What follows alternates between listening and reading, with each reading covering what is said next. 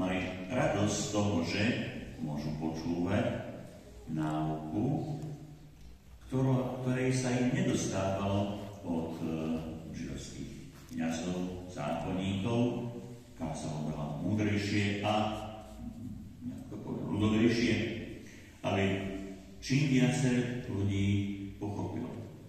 Ale navyše mal aj mimoriadnu moc, takže vedel uzdravovať, vedel kriesiť, vedel vyháňať zlých duchov.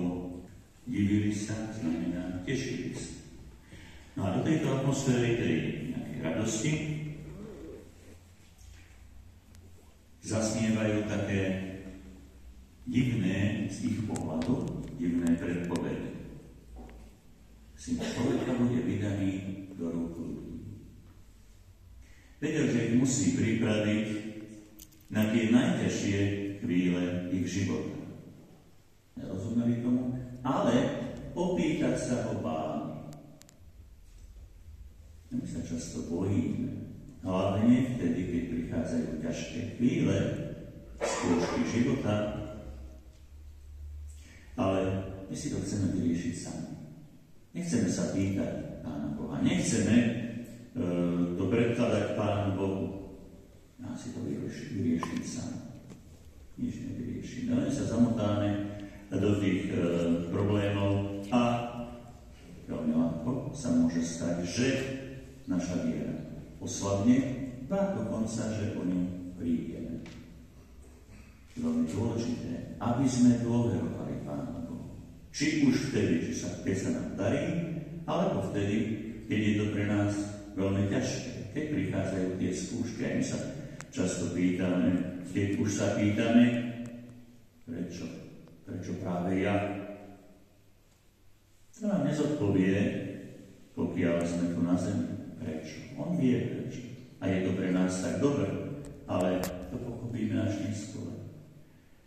Je zbytočné sa pýtať, skôr je potrebné ten kontakt s ním neustále udržiavať, prehlbovať, aby rástla naša viera, aby aj tie najťažšie chvíle života, tie skúšky života, aby sme vedeli s jeho pomocou zvládnuť.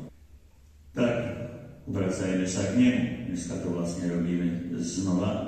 Pravda, snáď neprežívame takú nejakú veľkú ťažkosť, keď ideme oslavovať, pravda? Ale ideme ďakovať. A to je tiež veľmi dôležité, aby sme vedeli aj ďakovať Pánu Bohu, lebo väčšinou, keď sa k nemu už obrátime, tak prosím. Alebo daj mi, ešte lepšie. Treba aj ďakovať.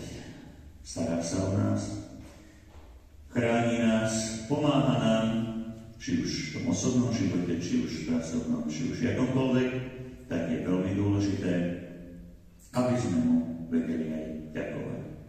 Ak tá vďačnosť tam bude, tak oveľa ľahšie bude udržať si ten správny smer života, či už vtedy, keď svieti slniečko, či už vtedy, keď prichádzajú skúšky, a dokážeme potom oveľa viac s ním komunikovať, stále viac byť úpetí na neho, nie na seba, a potom môžeme oveľa viac zažívať tie dary, ktoré dáva Božia prítomnosť do nášho života, či už je to ten pokoj, radosť, silu, všetko to, čo potrebujeme, aby sme zvládli celý náš pozemský život.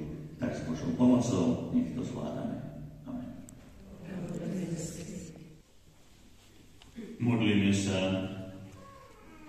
Pane a Bože náš, Stvoriteľ všetkého, Ty prostredníctvom nebeskej rosy a žírnosti zeme neprestávaš dávať hojnosť plodov.